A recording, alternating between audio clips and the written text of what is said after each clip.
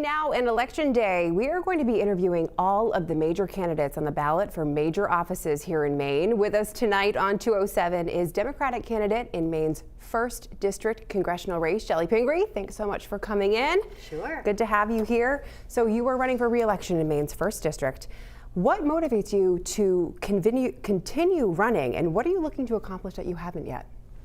Well, I feel very fortunate to have had the opportunity to represent the 1st District, and I hope the voters will choose to let me serve them again. We have a lot of work in front of us. We're about to write the 2023 Farm Bill, so that impacts Maine in many ways, whether it's forestry, agriculture, or even some of the aquaculture programs. Most importantly, right now, we're trying to deal with inflation, high energy costs, the things that people are dealing with every single day, pocketbook issues. We have a lot of work to do on climate change, and we're just starting some of that work with the passage of the Inflation Reduction Act. So there's a big job for the people ahead of them who come to Congress next year. So the conversation continues around gun violence in our country as well. In the past, you said you would support a ban on assault-style weapons. If you're elected to another term, what type of legislation would you like to bring forward to address gun violence? Well, we need to have a ban on assault weapons, so that would be number one. Closing the gun show loophole, which is still a critical thing that we have to do. We passed some gun safety legislation in the previous Congress, and it was bipartisan, but we just need to go further. I think people are very concerned about this and feel like Congress hasn't done enough. What do you say to those responsible gun owners who are worried that legislation like this could lead to harsher, stricter restrictions against their right to bear arms?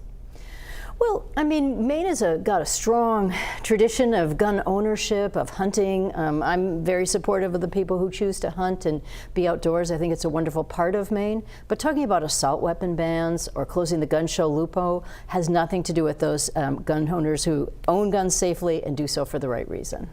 Another contentious issue centers around abortion, the overturning of Roe v. Wade. Do you believe decisions surrounding abortion are a federal or a state matter?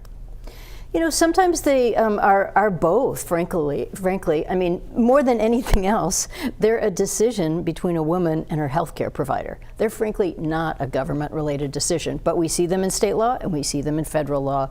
I was very upset about the overturning of Roe versus Wade, and I voted to codify that language at a federal level. Maine is currently protected in the same way as we are or as we had been under Roe versus Wade, and I hope we can continue that. If a bill to ban abortion were to come to the House, would you support it? Oh, absolutely not. Inflation, also at the front of a lot of people's minds right now, especially winter coming. It's colder, more expensive. What is the first step that you would take to address inflation? Well, we passed the Inflation Reduction Act, and that was one of the approaches that we're taking in Congress to try to reduce inflation and to try to support people at some of those costs that are going up right now.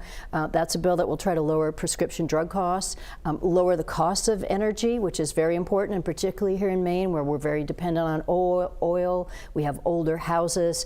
We need to invest in renewable energy, be independent in the long term, and make sure we can help people bring their energy costs down. Same with food prices.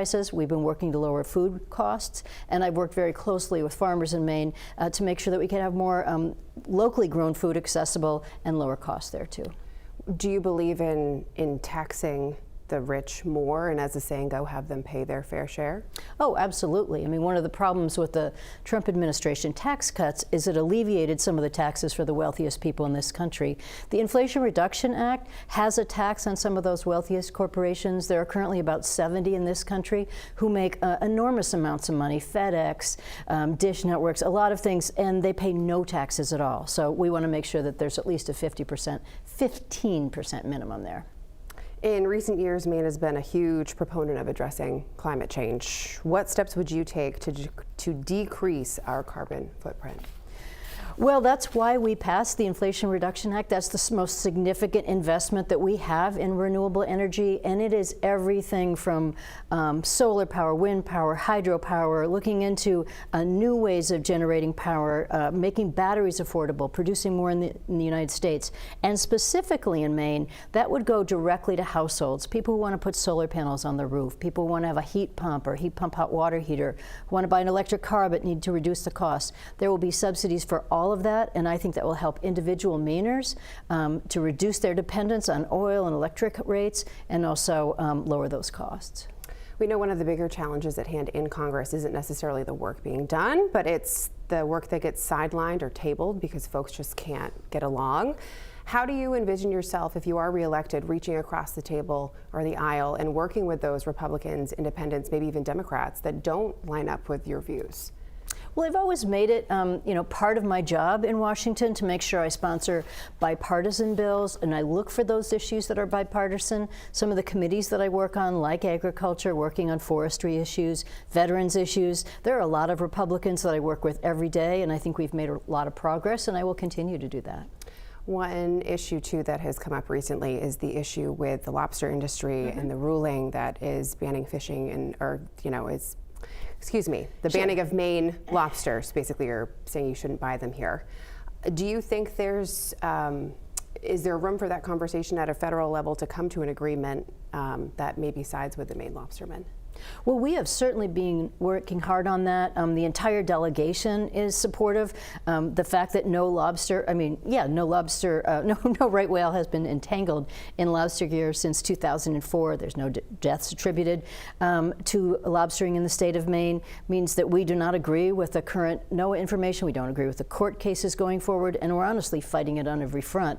We've also looked at some of the rulings, like the Seafood Watch that is red listing lobsters, and said, that's based on bad science, and we're protesting that, and have even suggested that we defund the entity that wanted to do that.